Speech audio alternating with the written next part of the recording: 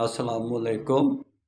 محمد رسول اللہ صلی اللہ علیہ وسلم اللہ کے نور کا ٹکڑا نہیں ہیں، اللہ کے امر سے ہیں۔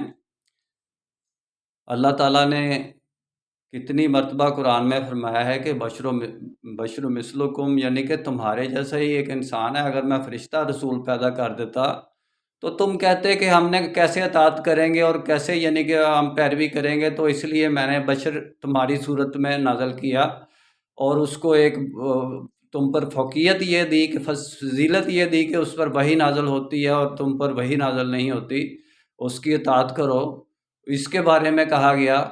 تو یہ جو عقیدہ رکھنا غلط ہے کہ اللہ کے نور سے کوئی کاٹ کر الگ نور کر کے حصہ بنایا گیا ہے، یہ ساری کائنات اللہ کے امر سے ہے، اللہ کے کن سے ہے۔ اللہ کے کن میں بھی تو نور ہے نا بھائی، روح ہے، اللہ کے بولنے میں نور ہے، اللہ کے کن میں نور ہے، اللہ کے سوچنے میں نور ہے، اللہ پورے کا پورا نور ہے۔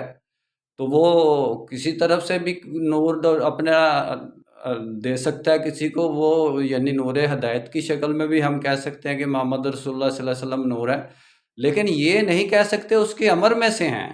وہ یہ نہیں کہہ سکتے کہ وہ اللہ کے جسم میں سے کوئی حصہ کاٹ کر یا اس میں سے کوئی پارٹ بنا کے الگ کیا گیا ہے، یہ غلط بات ہے۔ یہ نہیں، چاہے اللہ تعالیٰ سے رسول سے محبت بھی کرتے ہیں اور ایمان والوں کو اللہ اور رسول سے بھی محبت کرنی چاہیے۔ انشاءاللہ ڈیٹیل میں بات پھر ہوگی۔ میرا کام اسلامک ورلڈ کی امن اور یونائٹی کا ہے، نسبت وحدت خدمت خیر کے ساتھ۔ اللہ حافظ۔